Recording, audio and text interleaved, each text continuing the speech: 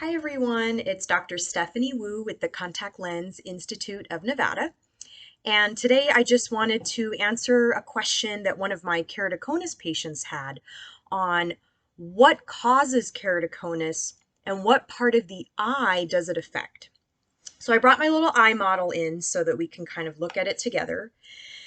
And so knowing what's going on with your eye, it's really important to realize that there's a clear membrane that covers the front portion of the eye.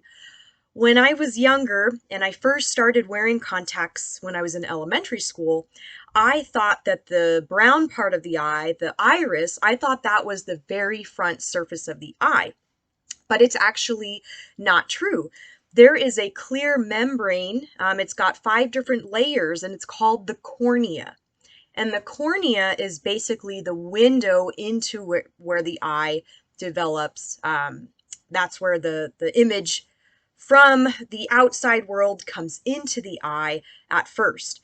And so it's really, really important that this window, the cornea, stays really, really healthy.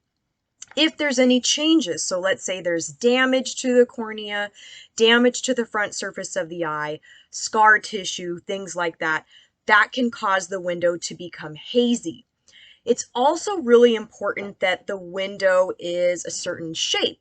So if you think of your windshield, if it's a nice smooth shape, that allows you to see all the cars and all the mountains and things like that, and everything looks really clear.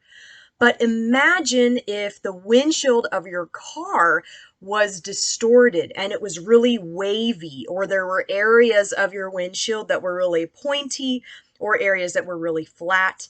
Think of that as how it can affect the image quality going into your eye. So if you have a cornea that is either really hazy from some eye disease or some trauma or something that's happened, that's one thing that can cause the vision to be distorted.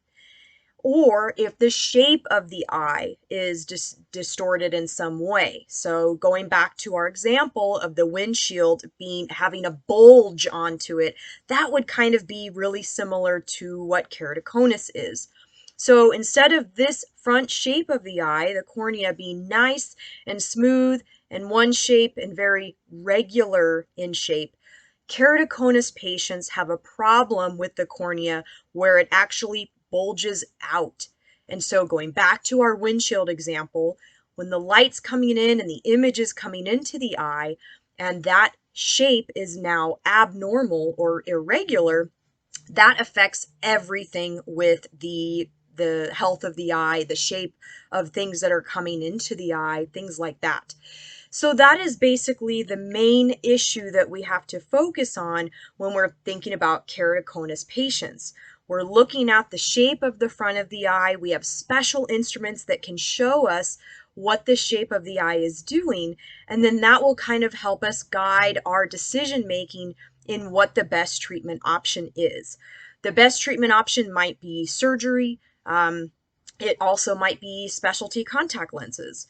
Some patients have very mild keratoconus and don't have to go down the specialty lens route. Standard glasses or contact lenses could work just fine. Those patients are very few and far between right now, so most likely specialty contact lenses will help you see your best. But I hope that that does a good explanation of kind of explaining what the cornea is and why keratoconus patients have a more difficult time seeing.